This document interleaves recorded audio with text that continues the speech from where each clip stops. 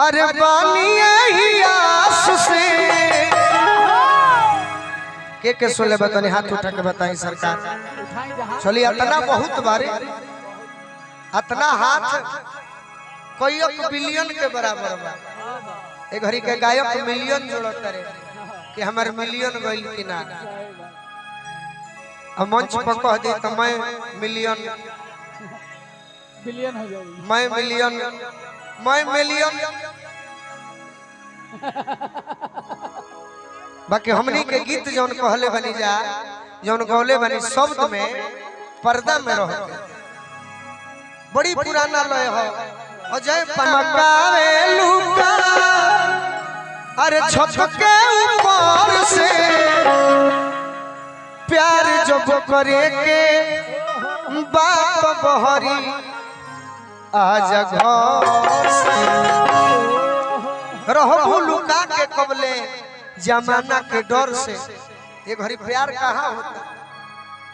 ये घड़ी सीधा सीधी का नौजवान लड़की का हो ना तो कही कि ना तो लड़का कही कि जो हम व्यवस्था कर ले यही तरह वो फौजी करीब 10 साल पर रिटायर होके आई रहे फौजी जवान राजन भैया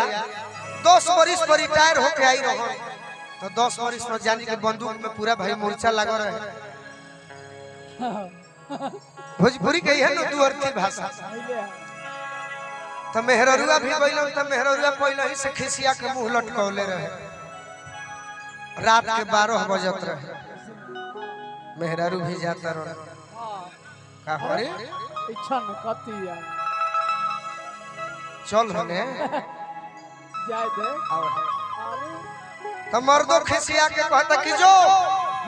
अरे हम फौजी हैं इन हाथों ने केवल हथियार छोड़े हैं तो संग कटता मैंने गोली लगल तो हम खराब हो गए आहा लिखल बना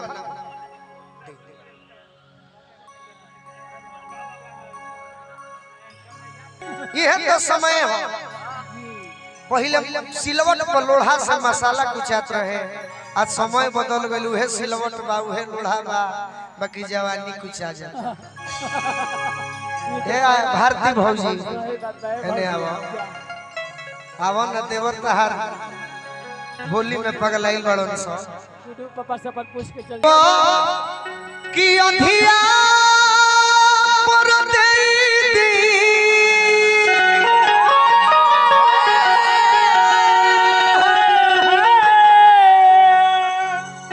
अरे जवानी ओल बेला चाची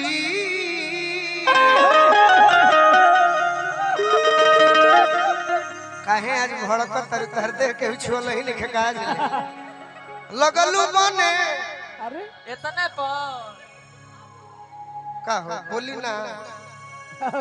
सरस्वती है ना आशीर्वाद देले बड़ी कि हमरे तो भाई लोग सोचत हो कि अरे बाप ये करे त आनंद बा बाकी आनंद कुछो नहीं बड़ी कष्ट बा कि अइबा कि अंधिया पर दे दी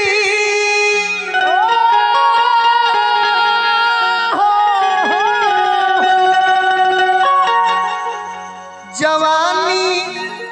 ओल बेला चाची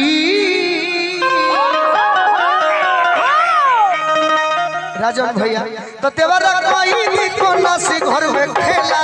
समान बाया खेला राजा जी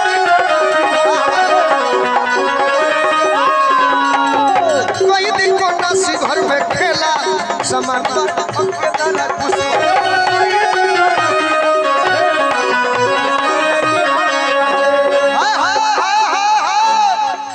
अरे ओइब कियो धिया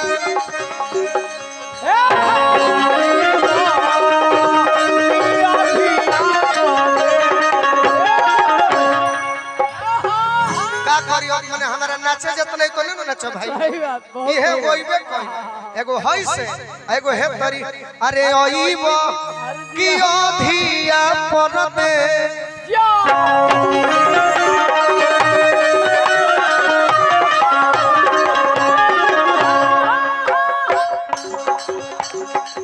ओइबो की ओधिया परदे जवानी ओल बेला राजा जी देवरा कोई दी को नसी घर में खेला समान बायो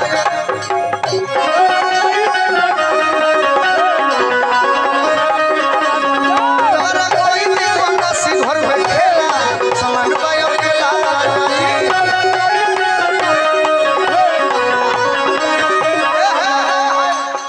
बड़का भैया हमार रे और के देखला कितना दिन हमर भई रहे मिल गई नहीं सुग में हां हां चंडीगढ़ में हां हां जितेंद्र भैया दे ले ली गोलू भैया बहुत बहुत पुरस्कार बा का भैया हल्ला ना ए भाई ए कैमरामैन भाई तन मनी देखे दी सब है जगह सुनी ना बाप रे बाप एक जगह तनी बना ली सब है ऐसे कि श्रोता के बल पर हम बन सही बात कला हो गई हाँ, ले जाइए यूकेजी में जब पढ़त रही नु हो हाँ हाँ तो वो गाना हम गावत रहनी मेहरारू के मर्दा बहरा बाड़न तो सखिया से कह दिया चढ़ली जवानी हम ओ सही भभा पिया कलकत्ता में चढ़ली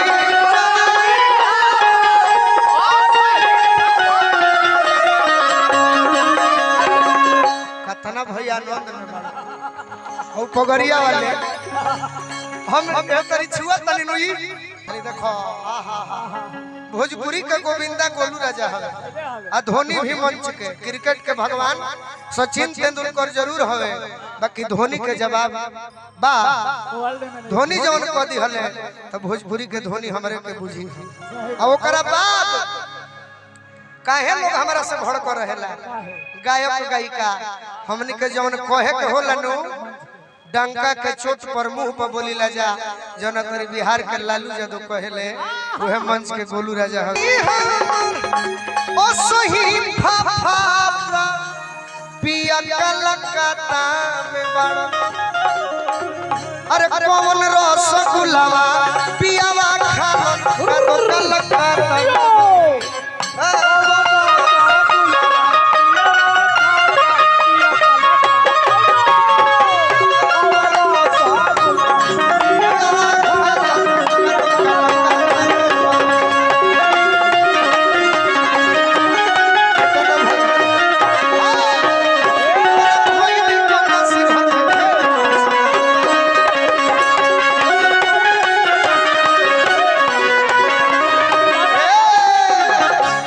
मेहरारू को हतिया कैसे कहतिया उठ के बैठ के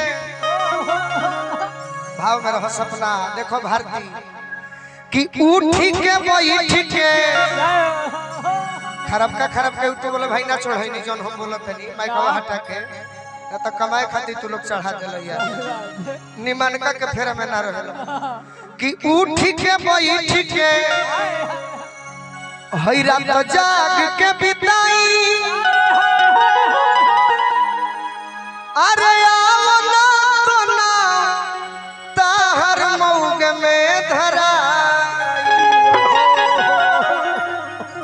तनी मुर्गी मार के देखा ना वेला का हल्के में मारा तनी मुर्गी मार भोजपुरी गीत में मुर्गी कपार में चुरुकी संप मार अभी राय दा गाड़ी सर्विसिंग नहीं खे बुझा ना भारती जी तो निराउर हो गए है कि उठ के बैठ के देखी भारती जी के मुर्गी उठ के बैठ के रात जाग के बिताई अब न बनाता हर मौके में धराई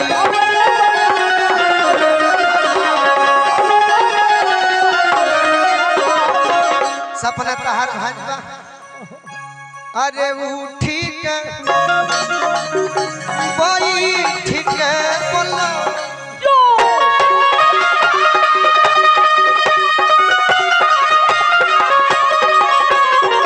उठ के बैठ के रात जाग के बिताई अवन बना हर मौके में धराई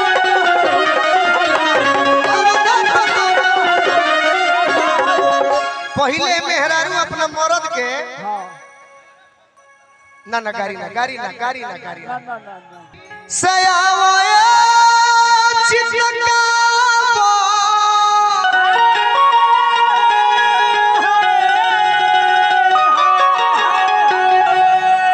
जो बनवा खोजर लगा जी चोरा के कहल जाला ई सब बात कि जल्दी से आवए चितका मनवा खोज रेला राजा जी तो देवरा कोई को नसीब भर में खेला समान में खेला राजा देवरा कोई को नसीब भर में खेला समान में खेला राजा जी